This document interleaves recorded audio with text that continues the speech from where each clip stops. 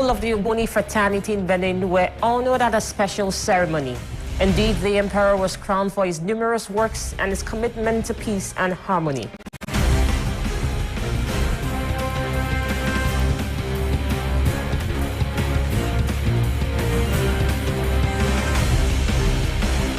In Burkina Faso, thousands of demonstrators gathered on Saturday in several large cities to support Captain Ibrahim Traoré and denounce the destabilization desires of the country.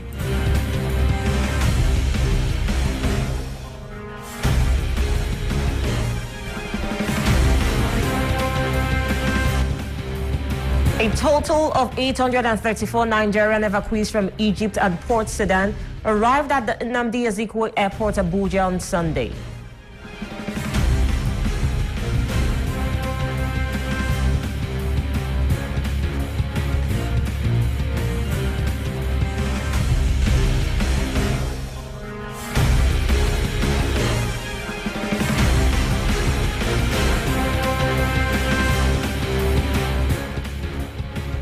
Good morning. You're tuned into Golfe TV Africa. Welcome to this news edition. Here's the news in details. A new mural on the wall of the former hotel of the port of Cotonou is now the object of attention in the capital city of Cotonou, Benin. This work by the Brazilian Eduardo Cober is a contribution by the artist to the government's ambition to make the wall of the autonomous port of Cotonou an emblematic place of expression of street art in Africa, where the greatest signatures of the world engravate. More information in the following extracts. Outro motivo é a oportunidade de inaugurar hoje. Cette fresque est une œuvre de mon projet Coexistence qui traite d'une thématique très importante pour moi. This mural is one of my works I titled Coexistence, which deals with a very important theme for me. The theme is religious freedom, the respect of individual beliefs, the need for a peaceful and harmonious coexistence between members of different beliefs and religious congregation. This mural was created on a space of 525 square meters erected especially for this work. I painted 12 people, each representing a religion. These paintings are symbolic because there are 12 departments in Benin Republic. These people have their backs to the sky and are holding each other. This is what should be done in our societies. Working together is important because it is the only way to have a better world. In common, these people are looking for love and tolerance because no matter what religion we belong to, what we should promote is love, and love is what unites us. It can never be the cause of separation, conflict, and unhappiness.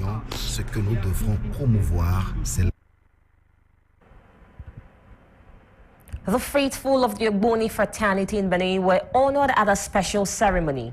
Indeed, the emperor was crowned for his numerous works and his commitment to peace and harmony. The solemn coronation ceremony took place at the world headquarters of the fraternity in Cotonou. Golfe TV Africa was there. For the 20th time, the World Ogboni Fellowship crowned the Owolobe, Emperor of Benin, for his commitment to peace. Well-wishers from various regions came to thank him for this honor, which makes him the most crowned man of the whole congregation.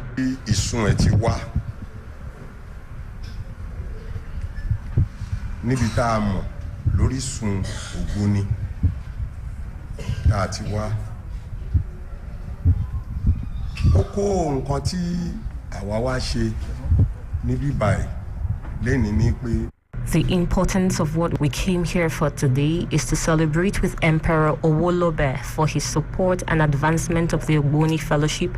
But the elders who are left today, like him, who is a leader and an advisor, that is Emperor Owolobe. The reason we are here and what we came here for, as the King of Ogboni worldwide is coming on his way, and he's yet to come, and he's Oluwaye, King of Ogboni worldwide. And that's what we pray for, that God will give us someone who will give us rest of mind, who will be a blessing to us. And may God give us someone who will be a backbone for us, someone who will be a father to us, a brother to us, and a child to us. That's who we seek for. And we see that our father, Owolobe, is someone who we can rely on. That is why we have come. From Nigeria, we brought the world leader to him. So we need a promise from Emperor Owolobe that if the king of Ogboni is from Nigeria, we will be supported by the emperor. So we'll believe in him that he will say so. And if he has stated in French, he will also state it in Yoruba. The support which he will give the new king of the Ogboni kingdom, we would like to hear it from him, because we have done what we ought to have done for him. And whatever we ask from him about the king of Ogboni worldwide, he should tell us so, if he will be in support to us, because I believe he will do it. The numerous actions in favor of the world emperor are evidence of his commitment and willingness to offer an oasis of peace to the people, says the Secretary General of the Fellowship. Joy and gratitude for the world emperor of the Ogboni Fellowship, who seized the opportunity to pray for the nation, the head of state and his government. This crown is the proof of sincerity in his actions, he said. The Presidential Election Petitions Tribunal in Abuja has begun pre-hearing in the petitions challenging the outcome of the February 25 presidential election. The Independent National Electoral Commission declared that Bola Tinubu of the ruling All Progressives Congress polled 8,794,726 votes to win the election. More details in the report.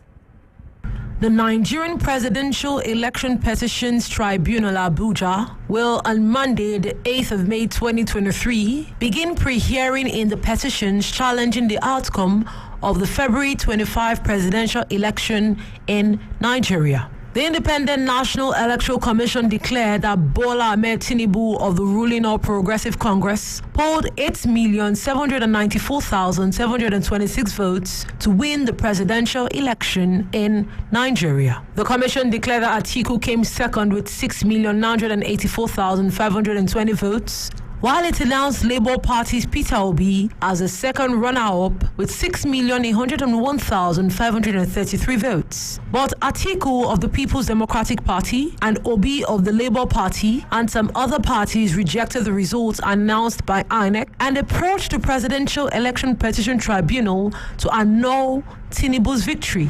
On what to expect at today's proceedings, a senior lawyer in Tinubu's camp who asked not to be named told The Punch Nigeria on Sunday that the only thing they would do is to schedule the hearing, the number of witnesses, how many minutes the witnesses will use, and how to admit the documents. That's what they call a pre-trial.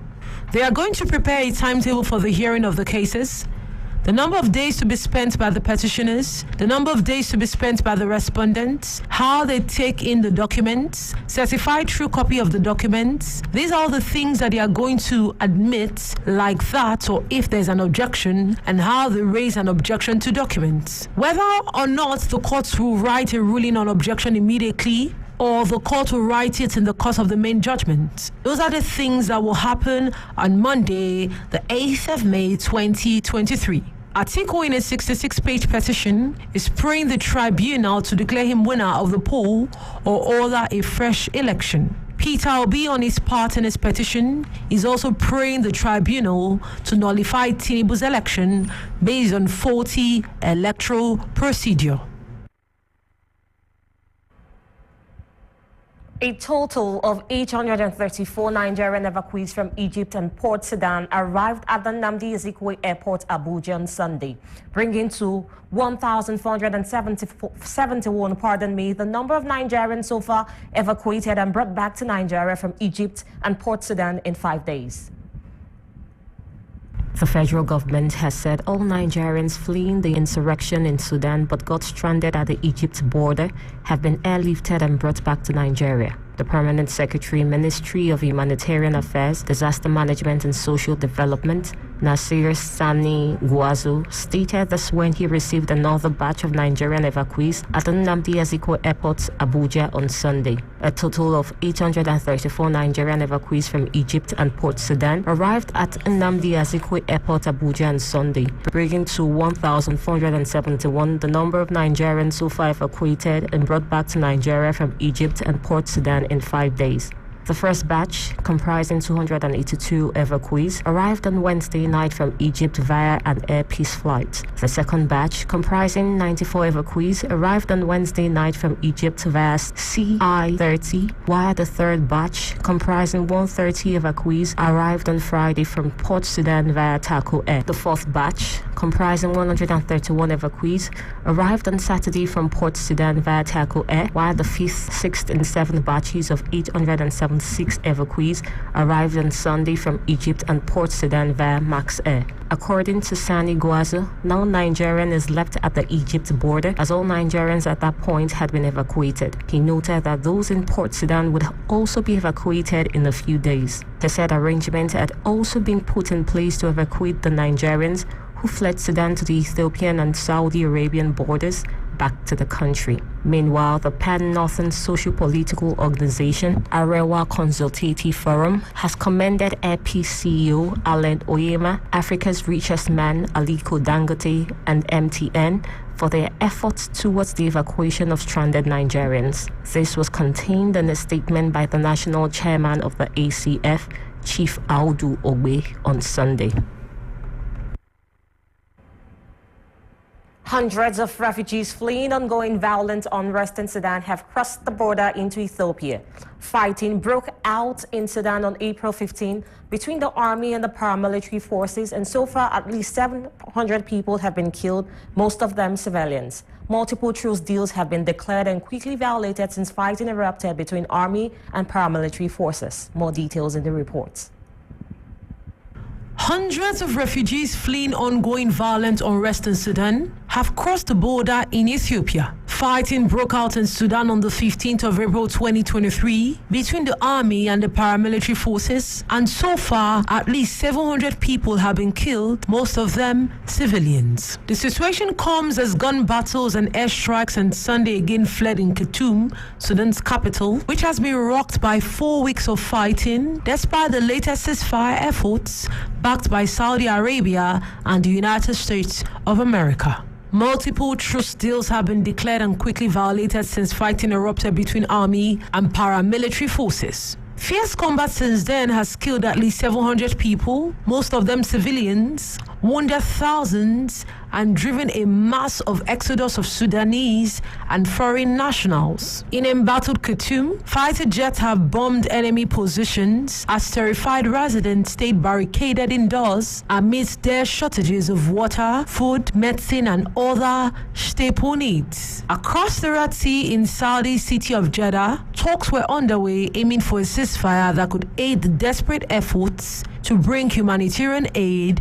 to the besieged population. The generals leading the warring parties have blamed each other for the violence, but have said little about the talks being held in Jeddah since Saturday. Burhan and his former deputy Daglo jointly ousted Sudan's longtime autocrat Omar al-Bashir in the 2019 palace coup following mass pro-democracy protests. The military-civilian administration was supposed to steer post-Bashir Sudan towards democracy, but the generals launched another coup in 2021 to assume full powers. They have since fallen out in a bitter power struggle, with the latest flashpoint a plan to integrate the RSF into the army, a conflict that exploded into open warfare for...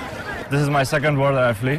One from Syria after 6 years, and this one in Sudan after 8 years. So I will try to find a place. We don't know the situation. Usually you see safety, you go there, but then this situation is not under control. Our safety and life comes first. We can't be thinking about the things that we have left behind, no?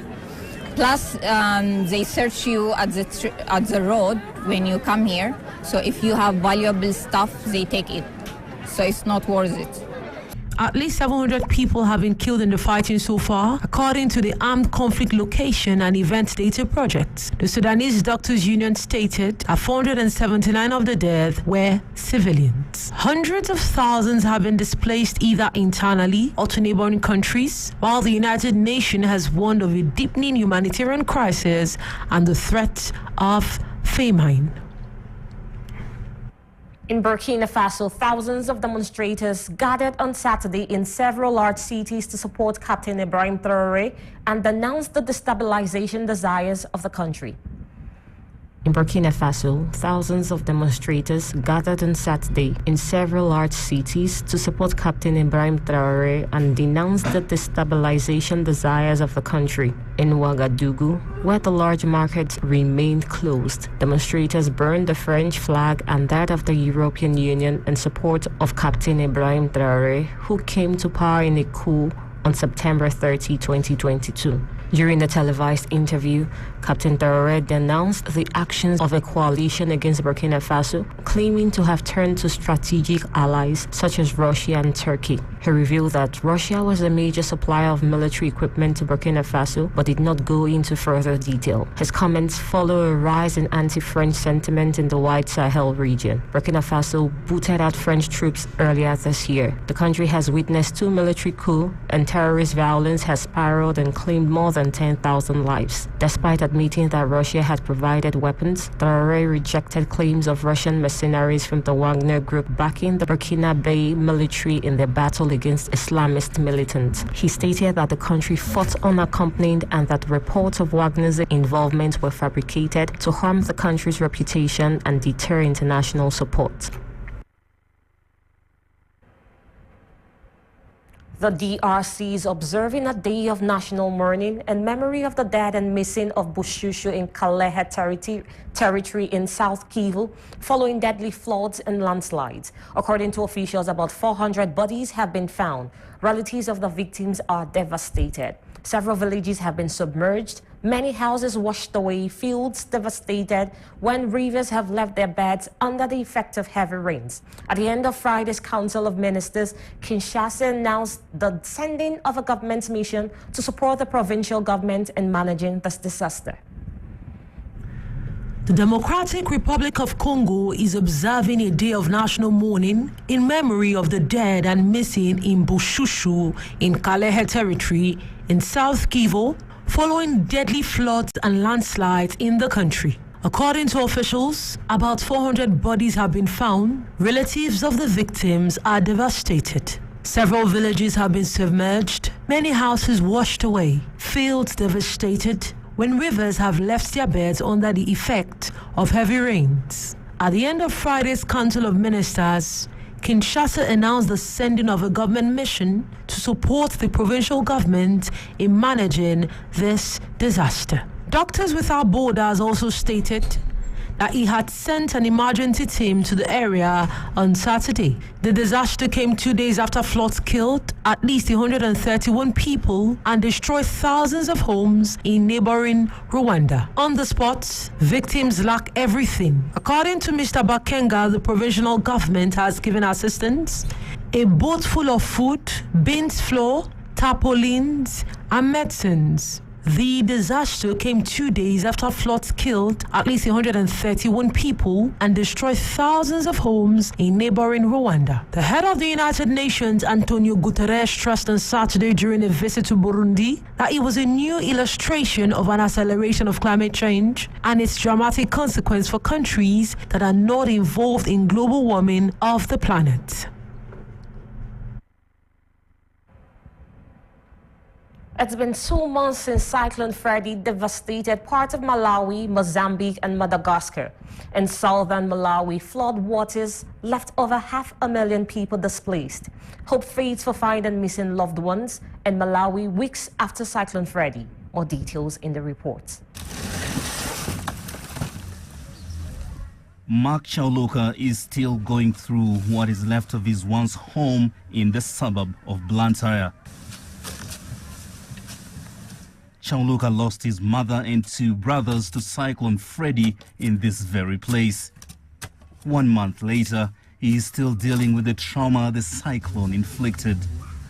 I'm feeling pity inside my heart. I'm crying inside my heart because as of now I don't have any relatives. If I say I've got the relatives, it's suddenly maybe the relatives maybe who bear my mama. But according to if I say the one, all brothers, little brothers I don't have, little mother I don't have. Shamir Kembo is another cyclone survivor whose home was badly damaged. The cyclone tore through Kembo's roof and took part of the wall with it. The hilly areas around Blantyre, where many people reside, has become unstable, leaving residents like Kembo scared. We are scared. We need the government to come here and maybe, move us out, give us somewhere else shelter, somewhere where there's safety. You see, we are scared of our lives. David Chigamba, a local church leader in the area, says many of his followers were swept away by the floods. All this place was filled with people. Now, every morning when I wake up, what happens? I see those people. Sometimes when I sleep, we think about those people, the departed souls. May their souls rest in peace. Cyclone Freddy killed close to 600 people, according to government figures, with more than 500 reportedly missing. Authorities say they have stepped up efforts to support families affected by the deadly cyclone. The good thing is we have already started getting some sort of inquiries and the possible indications of support from a number of partners to see how we can make sure that these people have been afforded the opportunity to get resources to at least make sure that they have some sort of accommodation. For many here, the hope of finding their loved ones lost in the cyclone is slowly dwindling, with several beginning to come to terms with their losses. What happened here in Chilobo is just one among many alarm bells ringing across much of southern Africa, signaling the dangers of climate change, which scientists fear will make devastating cyclones like Freddy more frequent.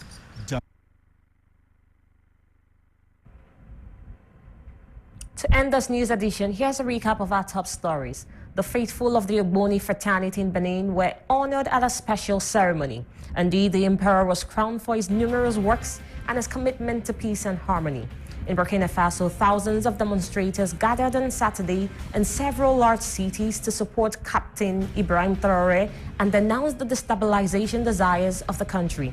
A total of 834 Nigerian evacuees from Egypt and Port Sudan arrived at the Nnamdi Azikiwe Airport, Abuja, on Sunday. Here will conclude today's news edition. Coming to you live from Golfe TV Africa, I am ITUNU SHONEYE. Enjoy the rest of your day.